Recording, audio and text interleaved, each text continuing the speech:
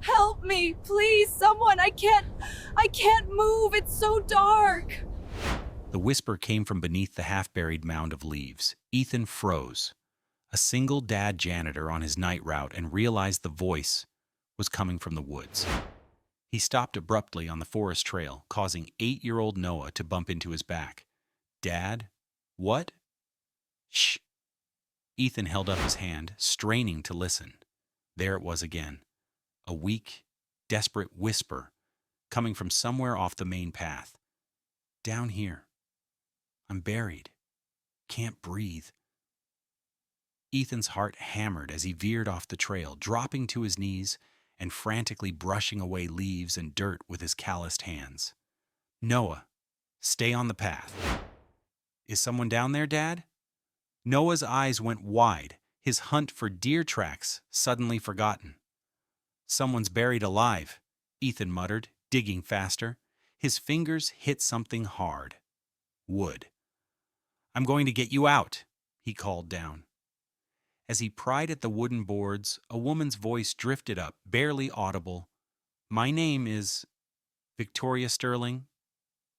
But it was what she whispered next, so softly only Ethan could hear, that would change both their lives forever. 20 minutes later, after the paramedics had taken the mysterious woman away, Ethan and Noah continued their hike. The late morning sun filtered softly through the tall pines, scattering gold across the forest floor. It was the kind of day when the air smelled like sap and sunlight, and the world felt quietly perfect, though Ethan's mind kept replaying those whispered words. Keep close, buddy, he said, glancing back, trying to return to their normal father-son routine. 8-year-old Noah trotted a few paces behind, his brown hair sticking out from under his cap, eyes scanning the ground. I'm watching for deer tracks, he announced, though his voice carried less enthusiasm than before.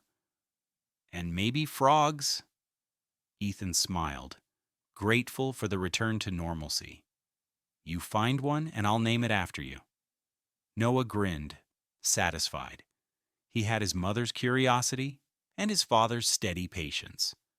Together, they were a good team, quiet, curious, and content with simple things. Ethan loved these hikes. Out here, the noise of the world, the unpaid bills, the hum of the janitor's closet, the silence of the empty side of his bed, faded into the whisper of wind through trees. He'd been a lot of things in life, a husband, an engineer, a man who once built things that mattered. Now he cleaned classrooms after midnight and built memories for a boy who still believed the world was kind. He liked to keep it that way. They walked until the trail narrowed and the trees closed in overhead. Shafts of sunlight pierced the green canopy, and Noah ran ahead, leaping over a log. Dad, he called, voice bright. Come see this. Ethan chuckled, brushing his palms against his jeans as he followed. But when he reached his son, the laughter died in his throat. Noah wasn't smiling anymore. He was crouched on the ground beside a patch of freshly turned soil. Dad, he whispered, eyes wide. Do you hear that? Ethan frowned. Hear what? Knocking, Noah said softly, tilting his head. Ethan stilled, his breath caught. At first, there was only the hush of the forest, the chirp of birds, the creak of distant branches. Then, faint but unmistakable, came a sound beneath them. Tap, tap, tap, slow, desperate, human. He dropped to his knees, pressing his hand to the ground. The vibration was faint but real. His pulse quickened. Noah, he said carefully, stand back. The boy obeyed, stepping away, but his eyes stayed fixed on the ground. Ethan pulled the small camping trowel from his pack and began to dig. The soil was loose and damp. Every scoop sent a shiver of fear through him. Within seconds, the metal scraped wood. Dad, Noah whispered. What is that? Ethan didn't answer. He clawed at the dirt until the outline of a wooden box appeared. Rough boards nailed together. barely large enough to hold a person. His stomach turned. God, he breathed. He brushed away the remaining soil and pried at the lid with the handle of the trowel until the nails gave way with a groan. The smell of earth and panic rushed out at him. Inside lay a woman. Her face was pale, streaked with dirt, her lips trembling as she drew a shallow breath. She looked impossibly fragile, like something carved from porcelain and left in the dark too long. Expensive fabric clung to her body, silk blouse, dark skirt, clothes that had no place in a forest. Ethan reached for her wrist, searching for a pulse. Faint, but steady. Relief flooded him so fast he almost laughed. "Hey," he murmured. "You're all right now. You're safe." Her eyelids fluttered. She looked at him through half-focus, eyes a gray so clear they seemed almost silver. Her hand twitched weakly toward him and caught his sleeve. "I have no one," she rasped. "But if I die, the child will never know." Her voice cracked, fading back into silence. Ethan froze. "What child?" he asked softly, but she didn't respond. "Dad?" Noah's voice was trembling. "Is she gonna die?" Ethan forced his mind to steady. "No, she's not," he said. "She just needs help." He lifted her gently, dirt sliding from her clothes, the weight of her body shockingly slight. "Grab my pack, buddy. We're getting her out of here." Noah hurried to obey, though his small hands shook. Together they made their way back to the truck parked by the trailhead. Ethan laid the woman carefully across the back seat, propping her head on the blanket he always kept for emergencies.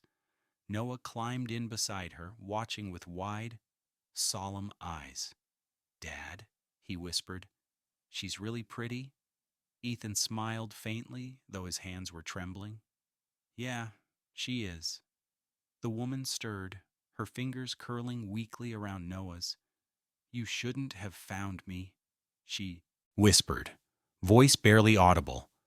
Ethan turned toward her, meeting those unfocused gray eyes again. "Guess we didn't have much choice," he said softly. Her lips parted as if she wanted to say more, but the words never came. Her eyes fluttered shut. Ethan started the engine, his mind racing. He didn't know who she was or what kind of nightmare they'd just stepped into. All he knew was that she was alive because of his son, and that someone, somewhere, had meant her to stay buried. As the truck rattled down the dirt road, Noah rested his small hand on the woman's arm, humming under his breath like he did when he was nervous. Ethan glanced at him in the rearview mirror and felt a pang of something deep and unfamiliar. Pride, fear, maybe both. The forest thinned behind them, sunlight flickering through the trees like a heartbeat.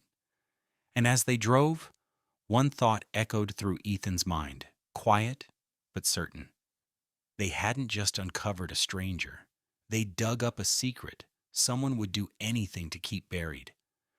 The sound of the old pickup's engine faded into the quiet hum of the woods as Ethan guided it down the narrow service road.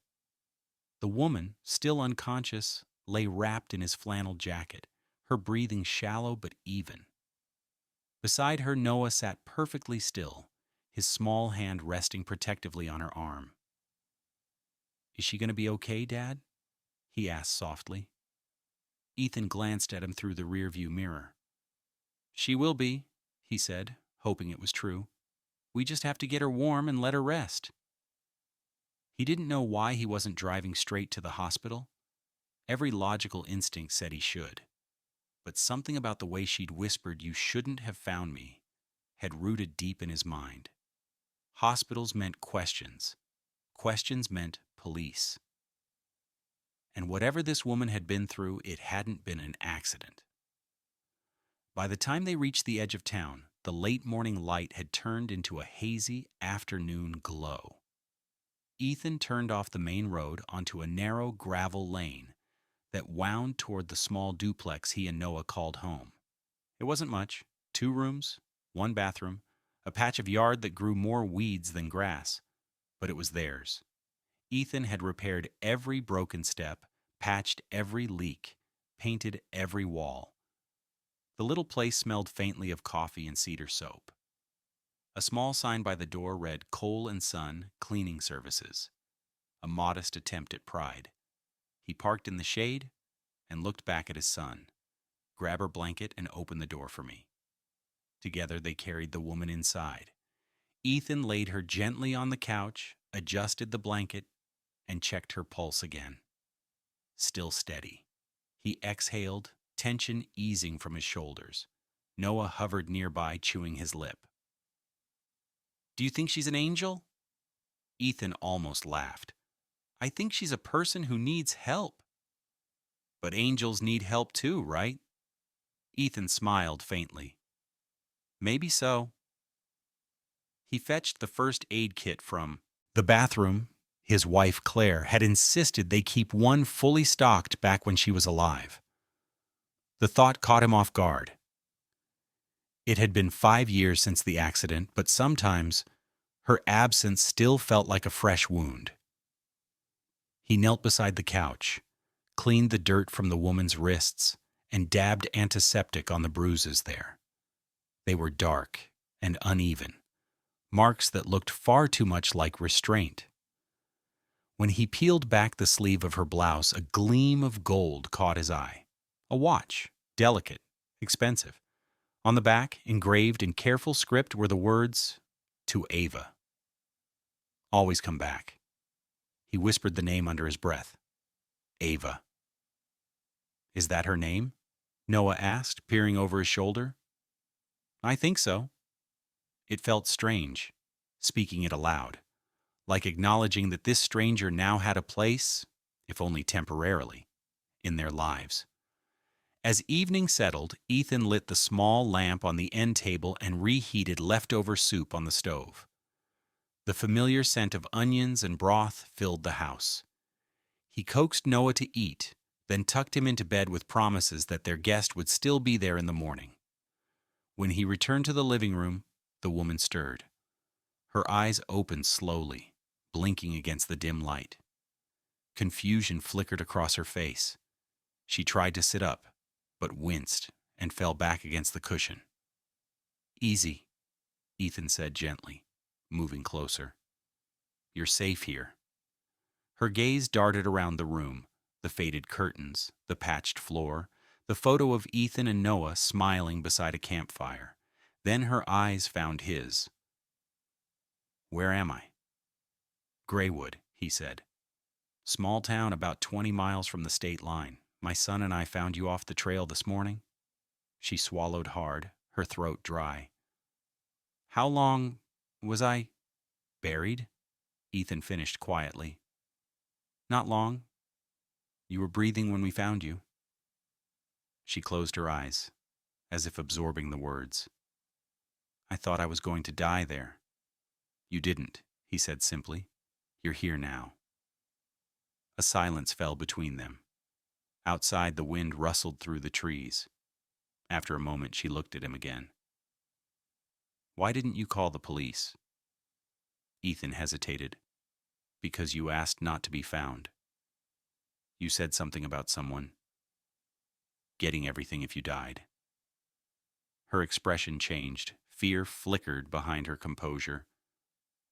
"You heard that?" "Every word," Ethan said.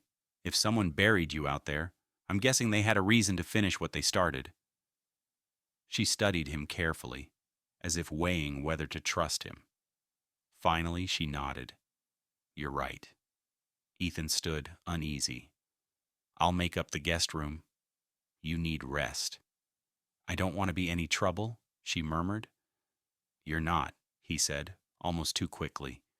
He helped her to the small bedroom off the kitchen. A simple space with a quilted blanket, a dresser, and a window that looked out at the dark pines beyond. She sank onto the bed, exhausted. "Thank you," she whispered, her voice barely audible. Ethan hesitated in the doorway. "You can tell me what happened when you're ready." Her eyes met his, gray and tired, but full of quiet intelligence. You might not believe me when I do. Try me. For a moment, she almost smiled. You don't even know who I am. I know you were in a box, he said softly. And I know you didn't put yourself there. That's enough for now. She nodded, her eyelids already growing heavy. Within moments, she was asleep. Ethan stood watching her for a while, the soft rise and fall of her chest, reassuring somehow. Then he turned off the light and stepped back into the quiet living room. The clock ticked gently on the wall. He sank onto the couch, staring at his hands, still stained with dirt from digging. He thought about the watch inscription, always come back. He thought about her voice, that faint whisper of fear. And he thought about Noah, his endless faith that the world was full of good people. Ethan wanted to believe that too. He leaned back, listening to the night sounds outside, the wind through the trees, a dog barking in the distance, and the faint rhythm of rain beginning to fall. For the first time in years, the small house didn't feel empty. He didn't know who Ava Sterling really was.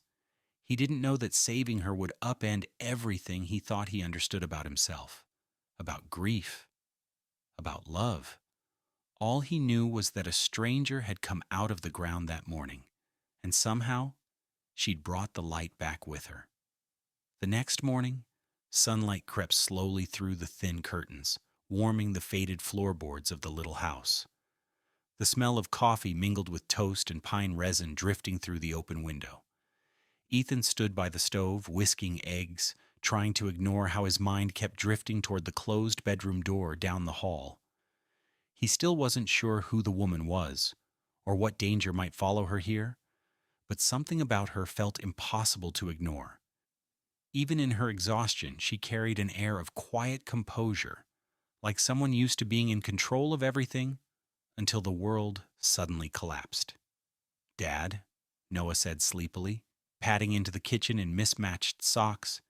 "Is she awake yet?" Ethan smiled faintly. "Not yet, bud. Let her rest." "But what if she has bad dreams?" Noah climbed into a chair, hugging his knees. "People who are scared sometimes do." Ethan set a plate in front of him. "That's why we make breakfast. Makes the house smell safe." Noah nodded solemnly, accepting that as gospel truth. A few minutes later, a faint sound broke the quiet. Footsteps on the hall floor. Ethan turned. The woman stood in the doorway, barefoot, wrapped in the blanket he'd given her, her dark hair tangled but clean. She looked disoriented, but her eyes, gray and sharp beneath long lashes, took everything in. The small kitchen, the chipped blue mugs, the child at the table watching her as if she'd stepped out of a storybook. "Good morning," Ethan said gently. "You're safe here." Her gaze flickered toward him. "I remember," she said softly, voice hoarse. "You dug me out." Ethan wiped his hands on a towel. "Name's Ethan Cole. This is my son, Noah." Noah waved shyly. "Hi, I drew you a picture." She blinked. "You did?" Noah slid a paper across the table, a crayon drawing of 3 stick figures holding hands beside a big brown tree. One wore a red dress. Above them, in blocky letters, he'd written, U.S. The woman's composure cracked just slightly. Her throat moved as she swallowed. "That's beautiful, Noah." "You can keep it," he said, smiling. "You look happier in mine." For a moment, her eyes glistened. Then she looked at Ethan. "You should have called the police." "I thought about it," he admitted, pouring her coffee.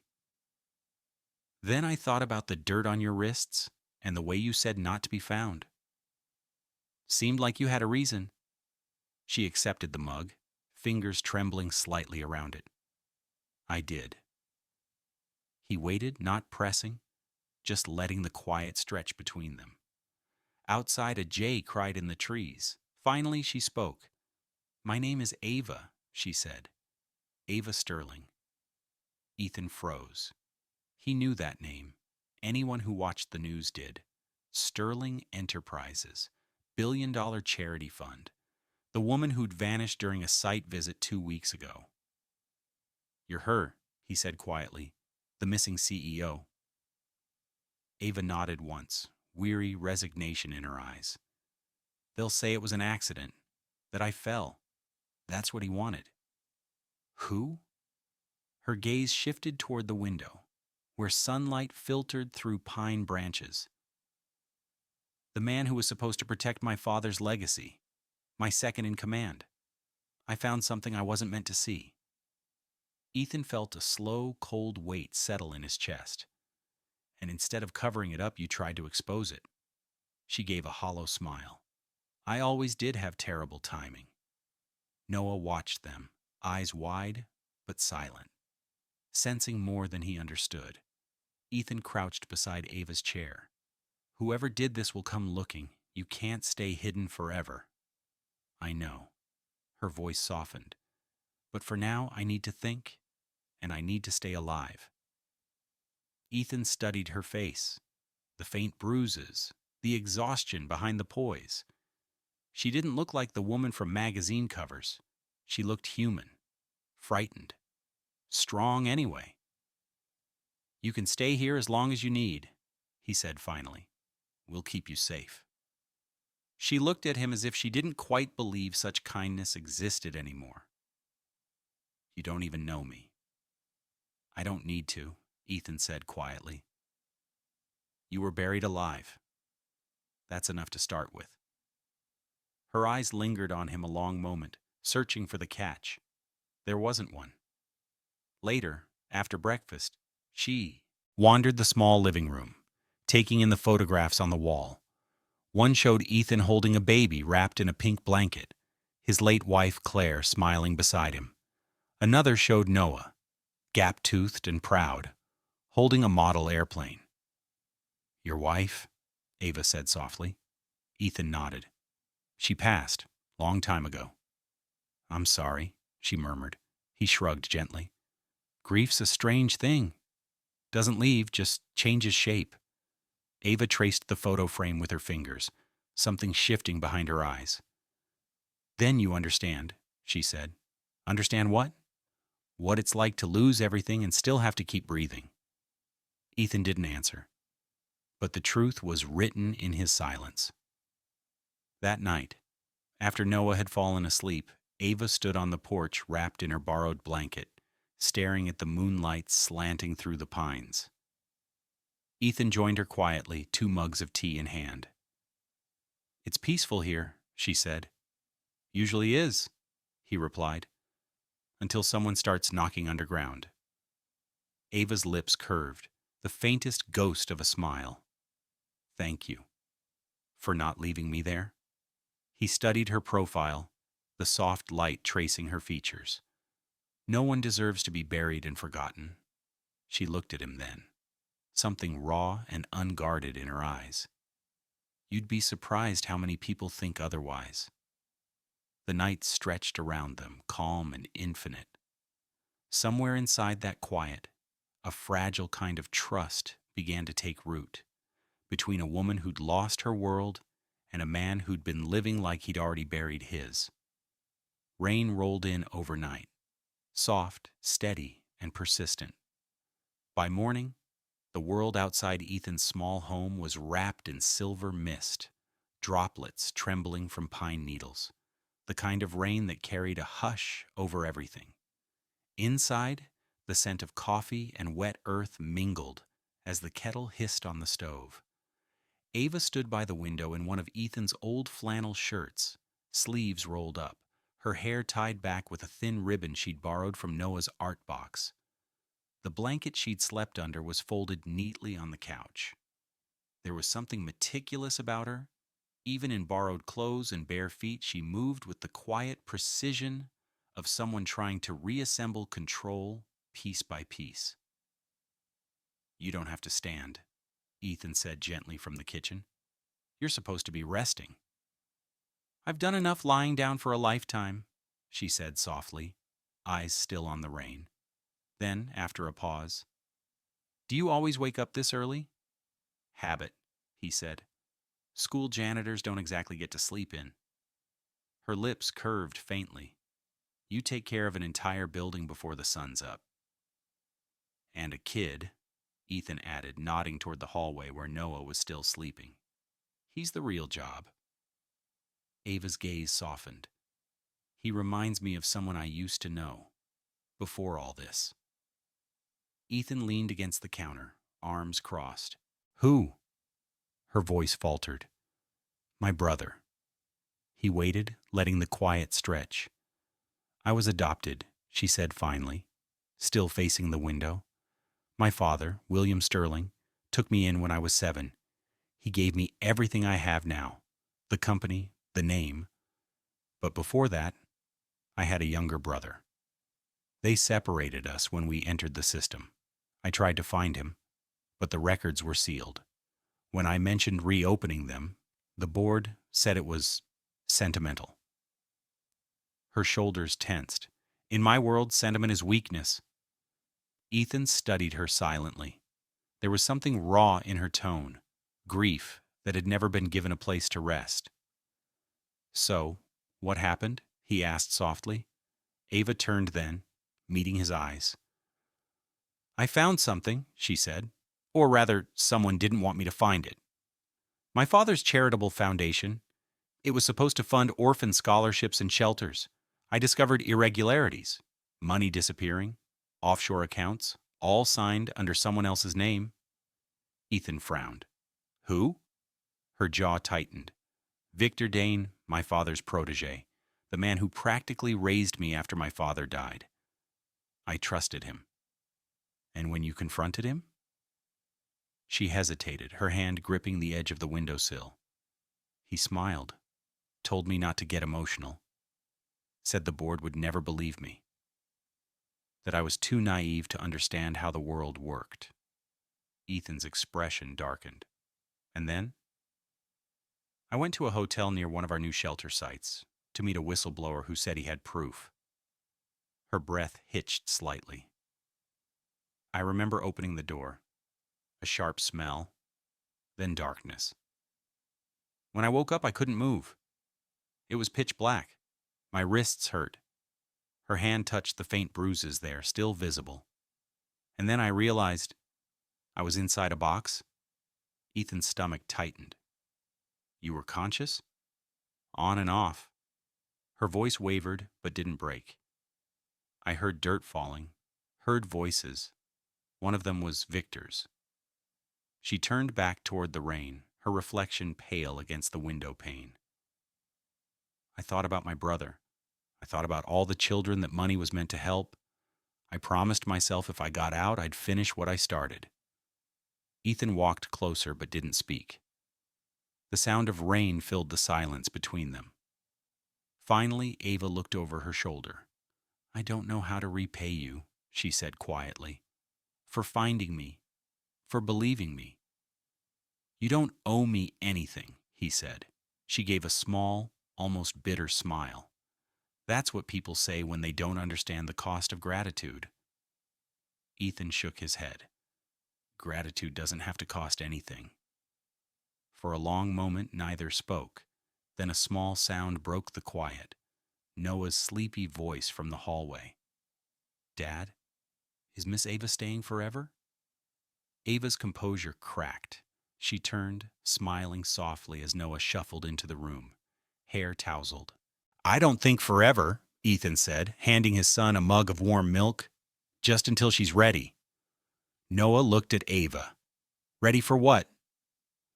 Ava knelt so they were eye to eye. "Ready to make something right." Noah seemed to think about that, then nodded seriously. "Then you can stay till it's fixed." Ava's eyes glistened. "Thank you, Noah." After breakfast, Ethan drove into town for supplies, extra food, a burner phone, a first aid refill. He caught sight of a newspaper headline in the gas station rack: "Missing heiress, presumed dead. Company announces new leadership." He stared at it for a long moment, her smiling corporate photo beneath bold letters, declaring her gone. Then he folded the paper, paid for it, and drove home. When he walked through the door, Ava was sitting cross-legged on the couch, studying one of Noah's storybooks, her expression distant but calm. She looked up as he entered. "You saw it, didn't you?" she asked. He set the paper on the table. "Yeah." "They've buried me twice now," she said, her voice trembling slightly. "Once in the ground and once on paper." Ethan met her gaze. "Then I guess it's time you start digging back." Ava's eyes met his, steady and unflinching this time. "With your help?" He hesitated only a second before nodding. "With mine." Outside, the rain eased, sunlight beginning to filter once again through the dripping trees, like the forest itself was listening. For the first time since she'd woken, Ava Sterling allowed herself to believe she might not be alone in this fight. The next few days unfolded like the slow unfurling of spring after a long winter. The storm clouds that had hung over the town began to thin, sunlight slipping between them in soft gold streaks. At the edge of Graywood, Ethan's small house became a quiet refuge. A world paused between danger and healing. Ava found herself adjusting to the rhythm of it almost without realizing. There was comfort in the simple things.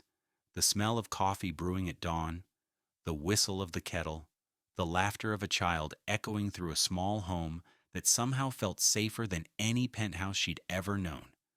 She woke early each morning, often to find Noah already drawing at the kitchen table, his tongue poking from the corner of his mouth in concentration.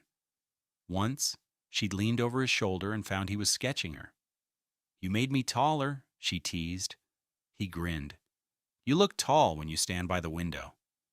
Ethan, half listening as he packed his lunch for the day shift, smiled faintly at their exchange. "He's got a point.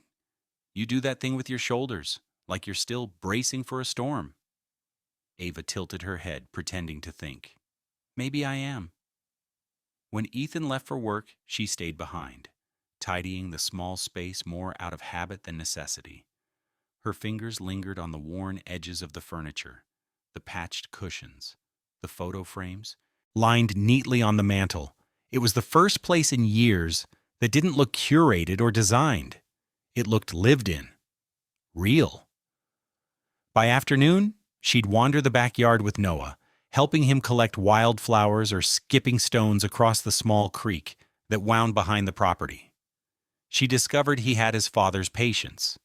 Steady hands, quiet focus, a mind that turned questions into discoveries. "Do trees remember us?" he asked one day, as they sat beneath a pine, their laps full of wild daisies. Ava smiled softly. "Maybe not faces, but maybe they remember voices." He looked satisfied by that, humming to himself as he tied the stems together. From the porch, Ethan watched them. There was something about seeing her there, in sunlight instead of shadows, that made the whole scene feel almost unreal. For years, he'd lived in the rhythm of survival, fix, clean, repeat. But now there was laughter in the house again, footsteps in the hallway. A warmth that filled spaces he hadn't realized were empty. That evening, when he came home, the smell of something unexpected greeted him: rosemary and garlic. Ava stood at the stove wearing one of his oversized shirts as an apron, her hair pulled into a loose braid. "I hope you don't mind," she said quickly, almost embarrassed. "I found some things in your pantry. Thought I'd try cooking." Ethan blinked. "You cooked?" Ava lifted an eyebrow. "You sound surprised." "I didn't know CEOs used frying pans. Some of us can read instructions." They both laughed softly. It was a sound Ethan hadn't heard in his kitchen since Claire. The realization hit him gently, not like a wound reopening, but like the memory of sunlight on a cold day. Dinner was simple: pasta, fresh bread, roasted vegetables. But to Noah, it might as well have been a feast. He kept refilling her plate until she laughed. No more, Chef. You'll have me rolling out the door. That night, after Noah was asleep, they sat on the porch again, mugs of tea in hand. The sky above them was deep and clear, the stars scattered bright as candle flames. I used to look at these from my office window, Ava said quietly, through glass. They never looked this close before. Ethan followed her gaze. Guess you can't hear the crickets through city glass. She smiled faintly. Or smell rain on the wind. Silence settled comfortably between them, the kind that didn't need to be filled. Then Ava spoke again, voice softer. When I was buried, I remember thinking I'd never see the stars again. It wasn't the dark that scared me. It was the silence. The idea that no one would know where I'd gone. She turned to him. But you heard me, or rather your son did. Ethan swallowed, unsure how to respond. Noah's got good ears, he managed. It's more than that, she said. He listens differently, like he's not afraid to believe. He looked toward the small window, where Noah's shadow moved against the curtain, asleep but restless. He's all I've got, Ethan said quietly. He reminds me to keep trying. Ava studied him for a long moment. You're a good father. He gave a short laugh. I'm barely a decent janitor. Maybe, she said, her tone almost teasing, but you clean up the world better than most people who own it. Their eyes met then, just for a moment, and something unspoken passed between them. Gratitude, maybe, or the fragile beginning of something neither was ready to name. Before heading inside, Ava hesitated at the doorway. Ethan? Yeah? Tomorrow, I'd like to help, she said. With your work, the school, the cleaning, whatever you do. I need to feel useful again. He started to object, but she lifted a hand. You said I should rest. I've rested. Now let me help. He studied her, the determination in her eyes, the steadiness that was slowly returning. Finally, he nodded. All right, but you'll regret volunteering for janitor duty. Ava smiled for real this time. I doubt it. The porch light flickered as they went inside. The night grew quiet save for the gentle sigh of wind moving through the pines. And for the first time since she'd clawed her way back to the surface, Ava Sterling felt something she hadn't dared to hope for. Peace. The following morning broke colder than usual. The forest cloaked in a low mist that curled around the trees like breath. Ethan could feel the change in the air, the shift that happens when peace gives way to purpose. Ava was already awake when he stepped into the kitchen, dressed in jeans, boots, and one of his old jackets that hung a little loose on her shoulders. She looked up from the map spread across the table. We can't wait any longer, she said quietly. Ethan poured himself coffee, studying her. You're sure? She nodded, her expression steady. Victor won't stop until he's certain I'm gone. The only way to end this is to make him see that I'm not. Noah wandered in, still in his pajamas, rubbing his eyes. Where are you going? Ethan crouched to meet his son's gaze. Miss Ava and I have to take a short trip, buddy. A work trip. Is it dangerous? Ava hesitated, then knelt beside him. A little, she admitted. But your dad's going to make sure I come back safe. Noah frowned, the seriousness in his young face almost breaking her heart. Promise? Ava pressed her palm gently to his cheek. Promise. He seemed to consider that, then nodded. Okay, but you have to wear your lucky jacket. Ava blinked. My what? Noah ran to the hallway and came back with the small red windbreaker she'd worn once to walk him to school. It's lucky, he said simply. Ethan smiled faintly. Guess that settles it. By noon they were on the road. The forest gave way to winding highways, then to stretches of farmland, and finally to the gray sprawl of the city, rising in the distance. Ava hadn't seen Boston in weeks, and the sight of its glass towers stirred a strange ache inside her, a mix of fear and nostalgia. She leaned her head against the window, watching the skyline sharpen through the haze. "It looks different," she murmured. "Maybe you do too," Ethan said. She turned toward him, catching the quiet strength in his expression. He wasn't the kind of man who filled silence with words. He just showed up, and sometimes that was enough. They stopped at a small diner on the outskirts for lunch, the kind of place where time seemed to move slower, where the air smelled of coffee and fried potatoes. Ava slid into the booth across from him, the corners of her mouth lifting slightly. "You don't seem nervous," she said.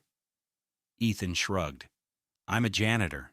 You learn to walk into messes without flinching." She smiled, but the humor didn't quite reach her eyes. "I keep thinking about the night they buried me. I remember the sound of dirt falling, the voices fading. It was the most powerless I've ever felt." Ethan's hand brushed the edge of hers across the table, not a touch that asked for anything, just quiet reassurance. "You're not powerless now." She looked at him, the diner lights reflecting in her gray eyes. "No," she said, "not anymore." Back in the truck, the city grew closer, the traffic heavier. Ava reached into the small duffel bag at her feet and pulled out 2 burner phones and a compact black device. "Is that what I think it is?" Ethan asked. "A micro recorder," she said. "I've used one before in board meetings. This one transmits in real time to a secure cloud." He gave her a sideways look. "You come prepared." "I learned from the best," she said dryly. "Corporate espionage makes a good teacher." Their plan was simple in theory and reckless in practice. They'd arrive after hours at the Sterling Financial Building. Ava still had her access codes. The company hadn't revoked them yet. She'd enter, retrieve the encrypted files, and confront Victor directly while the recorder ran. Ethan would stay outside with the backup phone, ready to call the journalist she'd mentioned, Maya Chen, if things went wrong. As dusk fell, the truck pulled into the shadow of the parking structure beneath the gleaming glass tower. The city hummed around them, neon reflections rippling across the hood. Ava tied her hair into a low knot, adjusting the collar of the borrowed jacket Noah had declared lucky. "How do I look?" "Like someone about to ruin a man's day," Ethan said. She smirked faintly. "I can live with that." Before she opened the door, he caught her wrist gently. "You don't have to do this alone." Her eyes met his, steady and sure. "I've been alone most of my life, Ethan. It's not the same anymore." She smiled. Small. Real. "Because someone's waiting for me to come back." He nodded once, letting her go. Ava walked toward the building entrance, her reflection stretching tall in the glass doors. Each step echoed louder than it should have. Inside, the lobby was empty, the marble floors gleaming under fluorescent light. She swiped her access card, the soft click of the lock sounding like a verdict. Upstairs, the office was exactly as she remembered it. Cold, immaculate, impersonal. Her nameplate still gleamed on the door. For a moment, she stood there, breathing in the faint scent of polished wood and memory. Then she saw it. The safe behind the painting. Untouched. She knelt, hands a steady, entering the combination from memory. When it opened, a familiar flash drive gleamed against the black velvet lining. Her fingers closed around it, heart pounding. The proof, the missing piece of everything she'd risked her life for. But as she turned, movement caught her eye. A reflection in the glass wall. A shadow stepped into view. "Going somewhere, Ava?" Her breath caught. She didn't have to turn to recognize the voice. Smooth, controlled, cruelly polite. Victor Dane. He was leaning against her desk, sleeves rolled up, expression unreadable. I wondered how long it would take you to crawl back out of the dirt. Ava forced her face to remain calm, though her pulse roared in her ears. Guess I'm harder to bury than you thought. Victor's smile was razor thin, apparently.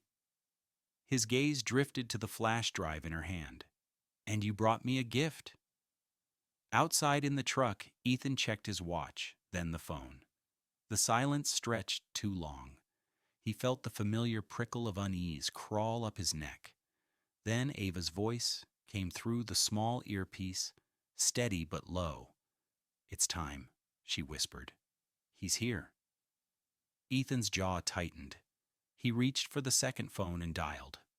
"Chen," a woman's voice answered. "This is Cole," Ethan said quietly. "She's in." And as the city lights glimmered against the glass tower, the next chapter of Ava Sterling's resurrection began, one that would test not just her courage, but his. Night settled over Boston like a dark tide. The city's rhythm changed after midnight, street lights flickering in puddles, the hum of traffic replaced by the distant wail of sirens. Inside the Sterling Financial Tower, the world felt colder, quieter, the kind of silence that comes before something breaks. Ethan sat in the truck parked 2 blocks away, every muscle tense. The building glowed faintly through the mist, a perfect rectangle of glass and light. He watched the reflection of his own face in the windshield, jaw tight, eyes alert, and reminded himself that this wasn't a rescue mission. Not yet. But the longer Ava stayed inside, the more that word, rescue, echoed in his head. Through the small receiver in his ear, he could hear her voice, calm but deliberate. "Victor's still talking," she whispered. "He's trying to stall." Ethan gripped the steering wheel. "Then stall him back." Up on the 32nd floor, Ava stood across from Victor Dane. The office lights reflected off the rain-streaked windows, casting pale gold over his tailored suit. His smile was thin and controlled, but his eyes glittered with something sharp and wild. "You should have stayed buried," he said quietly. "You were a perfect tragedy. I almost admired you." Ava's fingers brushed the flash drive in her pocket. "Funny. I almost pitied you." He laughed, a sound with no warmth. "You've changed, Ava. I thought you might crawl back crying, begging to be believed. But this little act of courage, it's wasted on people like you." She met his gaze, steady. Courage doesn't need an audience. Victor's smile faltered. "Do you have any idea how easy it is to erase a person? To make them vanish a second time? You'd have to erase what's already out there," she said softly. "And that's a bit harder now." He frowned. "What did you do?" Ava tapped her pocket lightly, the smallest gesture. "You're being recorded, Victor. Everything you've said since I walked in. It's already uploading." The color drained from his face. "Liar," he hissed. "Try me." For a moment, the only sound was the faint hum of the air vents and the rain tapping against the glass. Then Victor moved. He lunged across the desk, knocking the lamp aside. The flash drive slid from Ava's hand and skittered across the floor. She scrambled back, her heel catching on the rug as he grabbed her wrist. Outside, Ethan heard the sharp thud through the mic, followed by the sound of struggle. "Ava," he said sharply, "talk to me." Static. Then a muffled noise. Something crashing. His instincts kicked in. He threw the truck into gear, speeding toward the loading dock. The rain came down harder, blurring the lines of the road, but he didn't slow. He'd promised her son that she'd come back. He wasn't breaking that promise. Upstairs, Victor slammed Ava against the glass wall. "You should have stayed quiet," he snarled. "No one's coming to save you this time." Ava's pulse thundered. "That's what you said before," she gasped, and drove her knee into his ribs. He stumbled, cursing, and she snatched the recorder clipped beneath her jacket. "You want the truth, Victor?" she said, voice shaking but firm. "It's not the money you're afraid of losing. It's the mask. The moment everyone sees who you are, you're finished." He laughed through his pain. "You think anyone will believe you? You're unstable. Vanished without a trace. The board already signed me in as CEO. You're a ghost." "Then I guess this ghost is about to haunt you," she said. He lunged again, but before he could reach her, the office door burst open. Ethan tackled him from behind, sending both men crashing into the desk. Papers scattered like snow. Victor swung wildly, landing a blow to Ethan's shoulder, but Ethan barely flinched. Years of hard labor had built him like iron. He grabbed Victor's collar and slammed him back against the window. "Touch her again," Ethan growled, "and you'll find out what buried feels like." Victor froze, breath ragged. Ava, trembling but upright, retrieved the flash drive from the floor and pocketed it. "It's over, Victor. The police have everything." "Police?" he spat. "You called them?" Ava shook her head. "I didn't have to. Maya Chen did."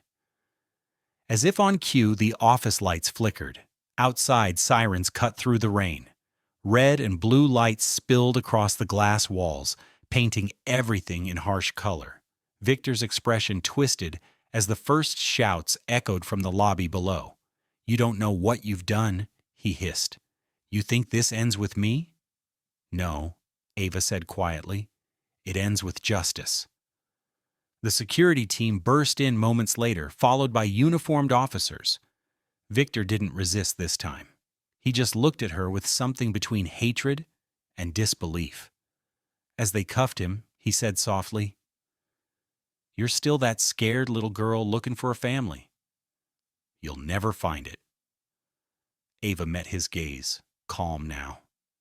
"I already did." Outside, the storm had finally broken. The air smelled clean, electric. Ava stood beneath the awning, watching as they led Victor away in handcuffs. Cameras flashed from somewhere beyond the police tape, Maya Chen's team already on scene. Ethan joined her, his jacket soaked, a bruise darkening along his jaw. "You all right?" he asked quietly. She nodded. "Better than I thought I'd be." He gave her a small, tired smile. "You're tougher than you look." "So are you," she said softly.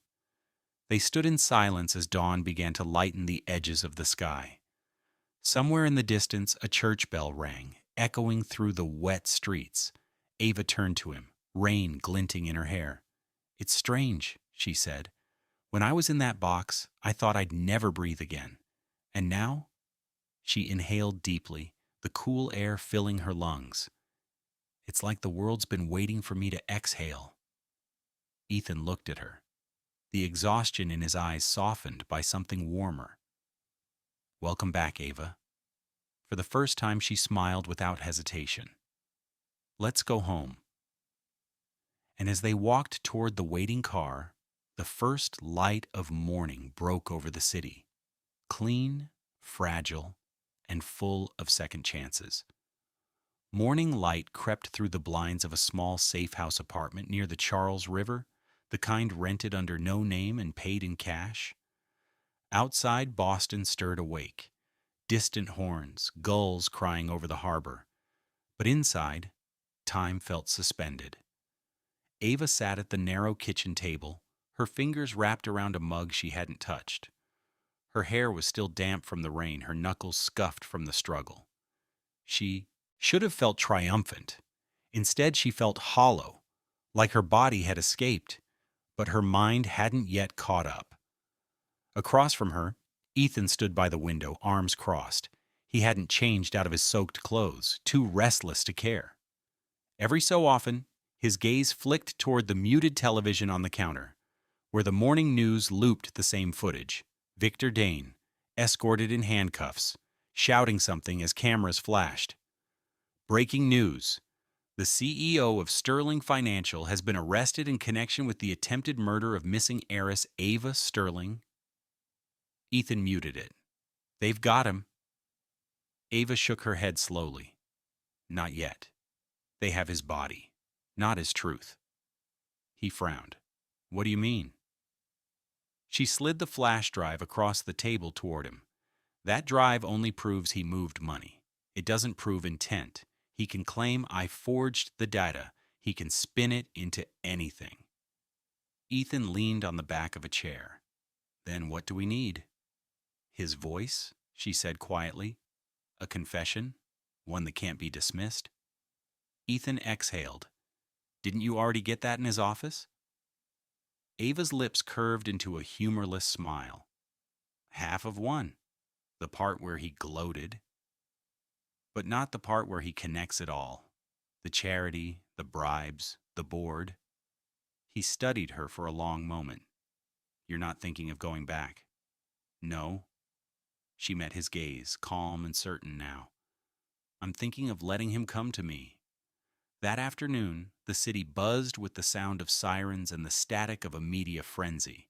The Sterling scandal had already caught fire. Headlines flashing across screens, investors panicking, reporters crowding the courthouse steps. Victor Dane had been charged, but not broken.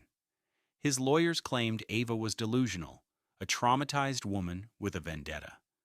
The flash drive, they said, was fabricated. Ethan slammed the motel TV off when the segment ended. They're painting you like the villain. I expected that, Ava said. But Victor's pride will do more damage than his lawyers ever could. He won't let me control the story. You're going to bait him. Yes, she said. And when he bites, the world will hear everything.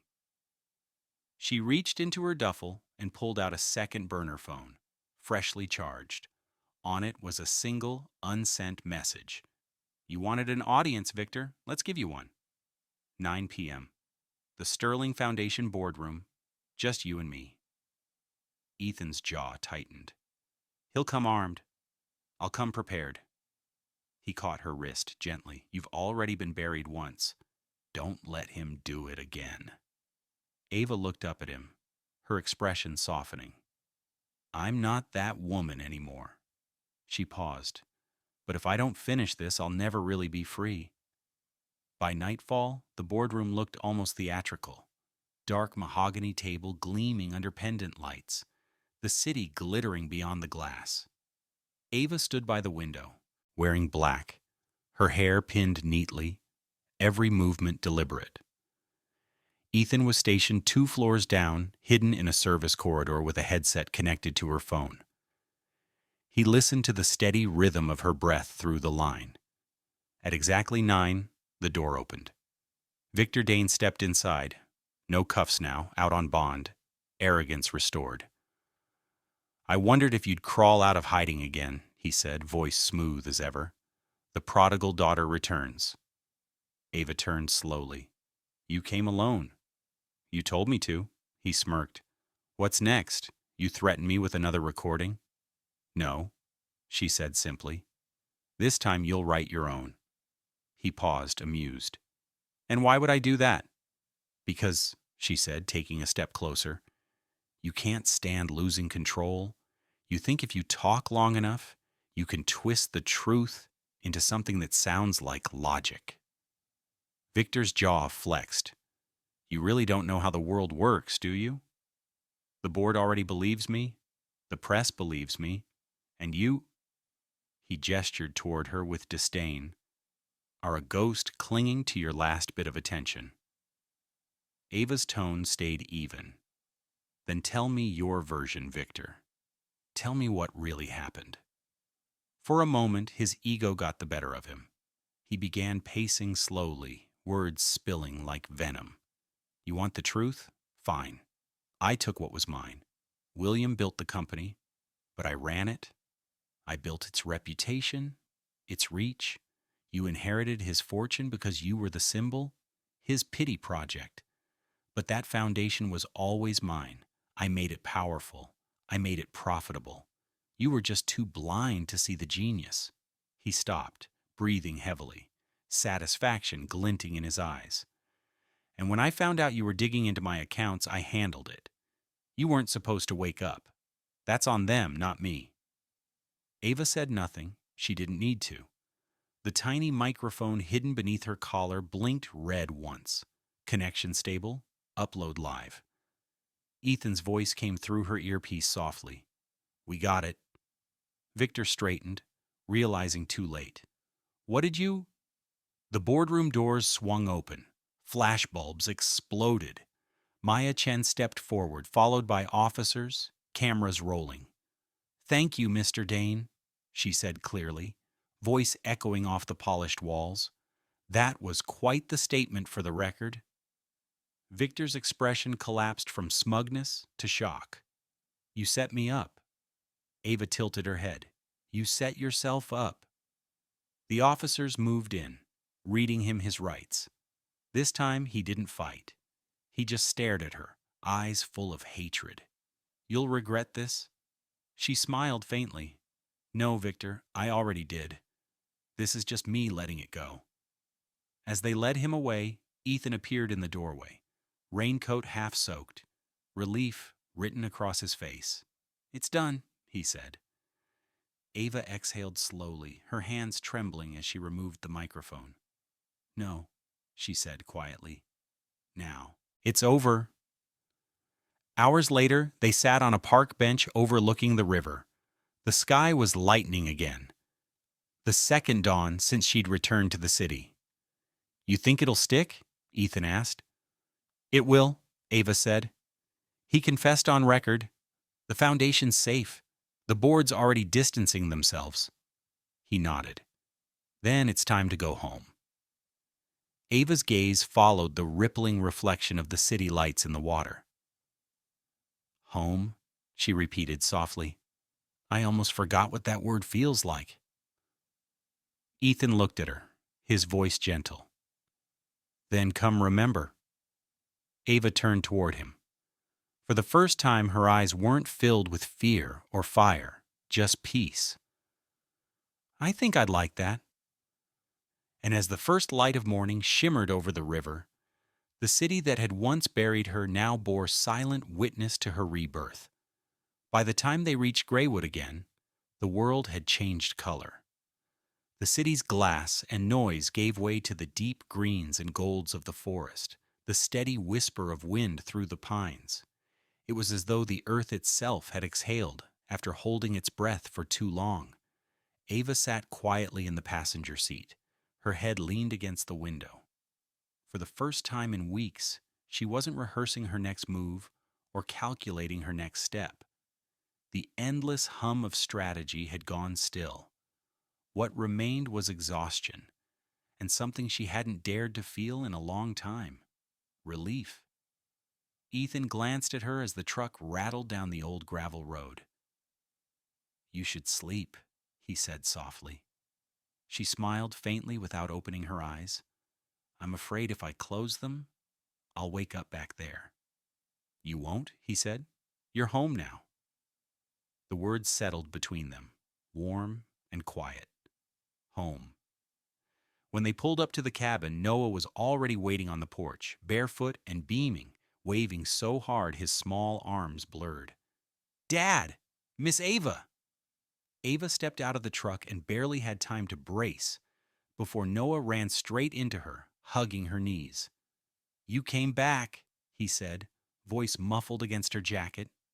Ava crouched, gathering him close. Of course I did, she whispered. I promised, remember? He leaned back just enough to look at her face. You kept your promise. Ethan stood a few steps away, watching the two of them with something in his eyes he didn't bother to hide. Something tender, proud, maybe even grateful. Inside, the cabin smelled like pine and fresh bread. The fire had been rekindled, casting soft orange light across the wooden walls. Ava ran her fingers over the familiar textures, the coarse grain of the table, the worn handles on the cupboards, the quiet heartbeat of a home built by hand. It wasn't luxury, it was living. Noah had made a new drawing taped to the refrigerator, a stick figure of her, his father, and himself standing under a big yellow sun. At the bottom, in crooked letters, he'd written, We're safe now, Ava. Pressed her hand to it, smiling through the sudden sting in her eyes. "He really thinks this is over," she murmured. Ethan poured her coffee, setting it on the counter beside her. "It is over. At least the part that was trying to kill you." She gave a soft laugh, shaking her head. "You make that sound so normal." "It's been that kind of year," he said, lips curving slightly. For the next few hours, the cabin filled with an easy rhythm. Noah telling stories about his week at school, Ethan fixing the old porch light that kept flickering, Ava helping him organize his tools, even though he swore she was just making it harder to find things. For the first time, she wasn't watching the clock. She was just there, anchored, present, alive.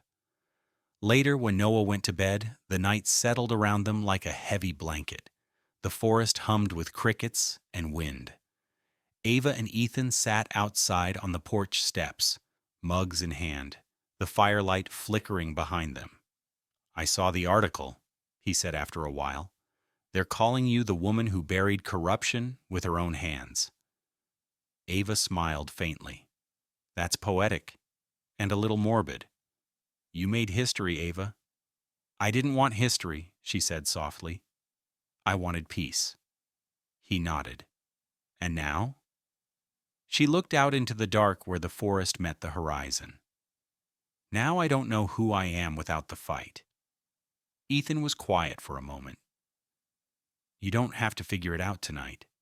She glanced at him, her eyes catching the glow of the porch light. "You always make it sound simple." "Doesn't mean it is," he said. "Just means it's possible." The air between them shifted, heavier now, but not uncomfortable. For weeks they'd been bound by necessity, danger, secrecy, survival.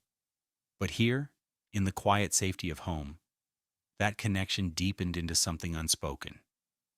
Ava took a slow breath. "When they put me in that box, I thought I'd lost everything. But maybe that was the only way to see what I really needed." Ethan turned toward her. "And what's that?" "Light," she said. "People who don't run when the dark shows up." He didn't reply, but the faint smile at the corner of his mouth said enough. After a while, Ava stood and walked a few steps toward the edge of the porch, the moonlight painting silver along her hair. "You built this place yourself," she said softly. "Every nail, every beam." "Mostly," he said. "Why?" "I think I'd like to learn how." He raised an eyebrow. "You? Miss Financial Empire?" "Miss Phoenix," she corrected with a smile. "Remember? That's what your son called me." He laughed, shaking his head. "You're something else. Something better, I hope." When she looked back at him, there was no pretense left. Just gratitude. Just quiet warmth. "I meant what I said that night in the city," she murmured. "If you hadn't found me—" He stopped her with a small shake of his head. "You'd have found a way out eventually. You were already fighting." She stepped closer, her voice softer now. "Maybe, but I wouldn't have known what to fight for."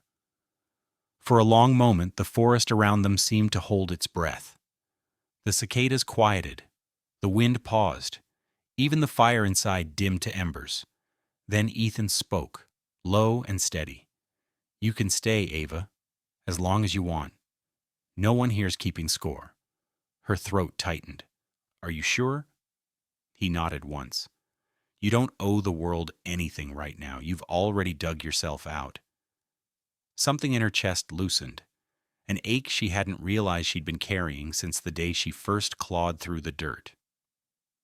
"Then maybe," she whispered, "it's time to start living." Ethan smiled. "Welcome home."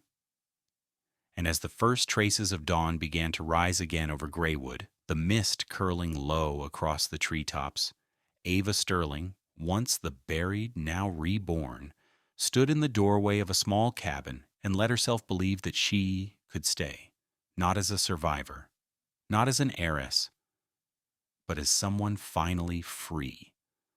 The weeks that followed unfolded like a slow sunrise.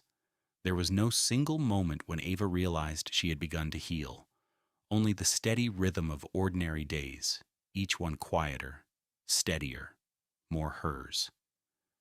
Graywood moved at its own pace, untouched by the noise of headlines or boardrooms. The forest was changing again, shedding the last traces of winter. Sap bled from the birches, and the creek behind Ethan's cabin swelled with meltwater. On some mornings, sunlight poured through the kitchen window in long, golden stripes, landing on the table where Noah spread out his crayons and Ava reviewed her notes. Because she was building again. Not skyscrapers or empires this time, but something smaller, something honest. She'd taken over the Sterling Foundation's reconstruction remotely, refusing the Boston office, and instead setting up a small workstation in Ethan's cabin. She handled calls, signed forms, and spoke to volunteers while birds sang outside. The foundation, she'd told the board, would no longer be about profit or prestige. It would fund rural schools, environmental projects, and children in need. The things her father had once promised, but never truly delivered. Ethan sometimes joked that the forest ranger's house had become a command center. But every time he passed behind her chair and saw her typing with her sleeves rolled up, barefoot, hair tied loosely, he couldn't help but smile. "You're different when you work here," he told her one morning. She looked up from her laptop, brow raised. "Different how?" "Less armored," he said. "You used to talk like every sentence was a battle." She laughed softly. "Maybe that's because it was." Noah, perched nearby on a stool, looked up from his cereal. "Are you winning the battle now, Miss Ava?" Ava leaned over, ruffling his hair. "I think I'm finally building something worth fighting for." Noah nodded solemnly, satisfied with that answer. "Then you're definitely winning." By mid-March, the town began to thaw. Ava helped Ethan repaint the porch and plant the first wildflower seeds near the creek. She'd never done anything like it before, and Ethan found quiet amusement in watching her learn. "Careful," he said one afternoon, as she knelt in the dirt, hands muddy, planting too many seeds in a single hole. "They need room to breathe." "So do people," she murmured, brushing her hair from her face. He smiled. "You're learning." She looked up at him then, sunlight glinting off her cheek, and for a heartbeat, neither of them moved. The air between them was filled with the sound of rustling pines and the slow rush of the river. Ava broke the silence first. "You ever think about leaving Graywood?" "Once or twice," he said, "but this place has roots. I think I'm one of them now. Maybe I need roots too." Ethan's gaze softened. "Then start here." A few days later, Ava drove into town for the first time alone. The locals, who'd once looked at her with quiet curiosity, now greeted her with warmth. The grocer handed her an extra bag of apples. Mrs. Kilner from the bakery tucked in a loaf of bread for Noah. Word had spread, though no one mentioned the headlines or the trial.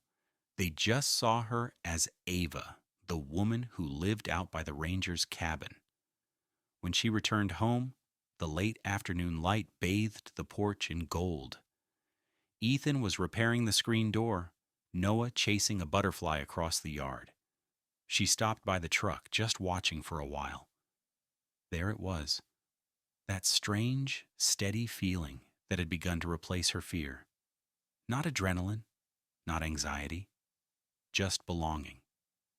Ethan noticed her watching. "You planning to help or just supervise?" "I was thinking of writing a promotion letter," she said dryly. "You're good at this handyman thing." "I'm good at keeping things from falling apart," he corrected. "Big difference." She walked closer. "Then maybe we make a good team. You keep things standing, and I give them a reason to." His smile was quiet, a little shy. "Maybe we do." That evening, after Noah was asleep, they sat by the fire. The rain had started again, a soft, steady drizzle that drummed on the roof. Ava leaned against the armchair, bare feet tucked beneath her, holding a mug of tea. "I spoke with the board today," she said. "They approved the new charter. The Sterling Foundation is officially relaunching as the Phoenix Initiative." Ethan raised an eyebrow. "Phoenix, like Noah's code name for you." She nodded. "He reminded me that second chances are worth naming." He chuckled. "Kid's smarter than both of us." "He sees things simply," she said, smiling. "We complicate everything." He stared into the fire, the orange light flickering across his face. "Sometimes complicated things lead somewhere simple." Ava looked at him. "Like this?" He met her gaze, and the warmth between them shifted. No longer just gratitude or shared survival, but something deeper, familiar and new all at once. "Yeah," he said quietly. "Like this." For a long while, neither spoke. The only sound was the rain, the fire, the soft rhythm of a home at peace. When Ava finally did speak, her voice was a whisper. "You know, I used to think love was about big gestures, expensive dinners, promises made under pressure. But it's this, isn't it? Someone fixing a door while you learn to plant flowers?" Ethan smiled, his voice low and rough. "It's this." Ava's eyes softened, glistening with tears she didn't hide this time. "I think I finally get it." Outside, the rain eased into silence. The world held its breath again, the way it does right before something new begins. And inside the small cabin on the edge of the forest, two people who had once been strangers sat close enough that their hands brushed, their futures quietly intertwining in the glow of the fire. Neither of them said the words out loud. They didn't need to. The silence said it for them. Spring came early that year. The forest awoke in a rush of green, the air filled with birdsong and the clean scent of new rain. The creek ran fast and full, whispering over stones polished smooth by time. And in that quiet stretch of wilderness at the edge of Graywood, life finally began to feel normal. No longer borrowed, no longer fragile, just theirs. Ava stood at the window one morning, sunlight spilling across her shoulders, a mug of coffee warming her hands. She watched Ethan outside, helping Noah hammer the last plank onto the small wooden bridge they'd built together over the creek. The sight made her smile. Father and son working side by side, their laughter carried on the wind. When she'd first woken in that wooden box months ago, the world had felt like a coffin. Now it felt like a promise. She stepped outside, the air cool and bright against her skin. Ethan looked up as she crossed the grass, wiping sweat from his brow with the back of his hand. "You're up early," he said. "Couldn't sleep," she admitted. "The world's too loud when it's this beautiful." He smiled, hammer pausing midair. "You always talk like you're narrating a book." "Maybe I'm finally writing my own," she said softly. Noah looked up at her from the bridge. "Miss Ava, we're done," he announced proudly. "You can walk across now." She approached, pretending to inspect their work with great seriousness. Did it pass inspection? Noah grinned. "Dad says it'll hold even in the rain." "Then I guess it's perfect," she said, stepping onto the bridge. It creaked under her feet. Strong but humble, like everything Ethan built. She paused in the middle, looking down at her reflection, rippling in the water. The woman looking back wasn't the one who'd come here broken and afraid. Her eyes were clear, her shoulders unburdened.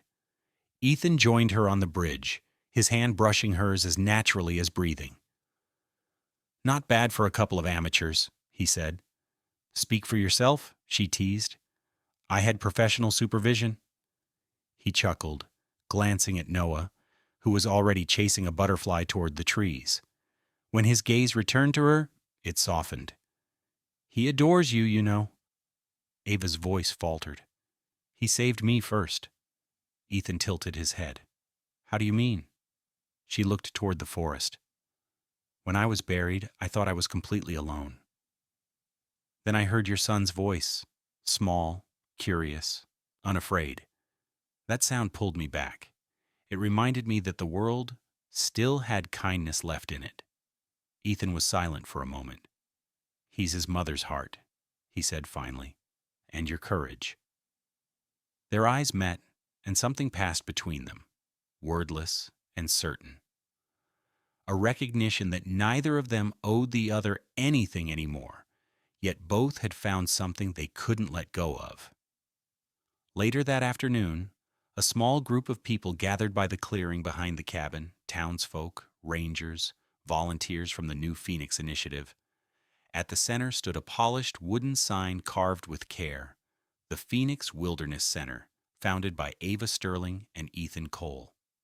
The dedication was simple, unannounced.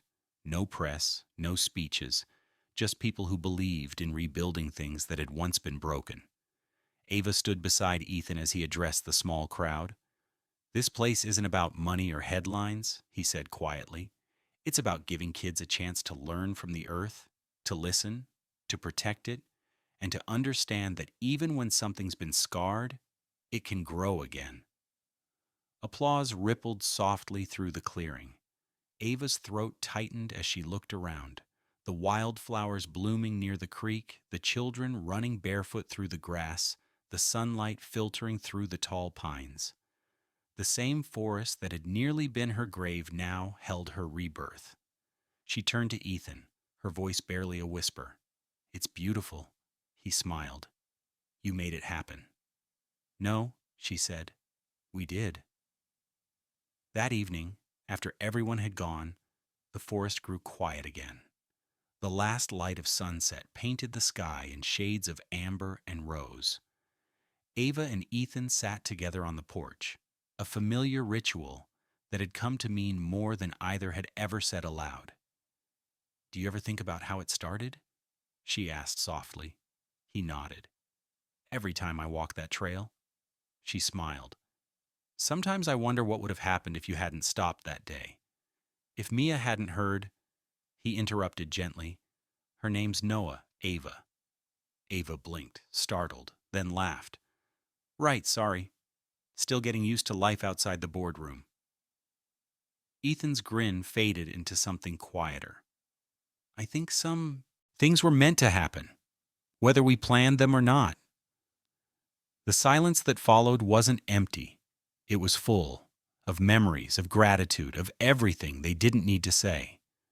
Ava turned toward him, her hand resting lightly on his. "When I first met you, I thought survival was enough. But it isn't, is it?" He shook his head. "Survival's just the start." Her eyes softened. "Then what's next?" He looked out at the forest, where fireflies had begun to flicker between the trees. "Living," he said simply. "For real this time." Ava nodded slowly, her voice barely above the whisper of wind. "Then I'd like to do that. With you." Ethan's smile was small, but certain. "I was hoping you'd say that." A year later, on a bright May morning, the bridge they'd built still stood strong. Wildflowers bloomed along its edges, and laughter echoed from the clearing beyond, where children from the Phoenix Initiative were learning to plant seedlings. Ava watched them from the porch, her hair tied back, sunlight glinting on the ring that now graced her hand. Ethan stood beside her, his arm around her shoulders, Noah running circles around them with muddy shoes and uncontainable joy. "What do you think?" Ethan asked quietly. Ava looked out across the forest, the breeze lifting her hair. "I think I finally found what I was looking for," she said. He smiled. "And what's that?" She turned to him, eyes bright. "Home." The wind moved through the pines then, soft and sure, the same sound that had once carried her voice to safety. And as the forest whispered its quiet benediction, Ava closed her eyes and breathed in deeply, at peace at last. What had begun as a rescue had become a rebirth. And from the earth that once tried to claim her, she had built a life that would last.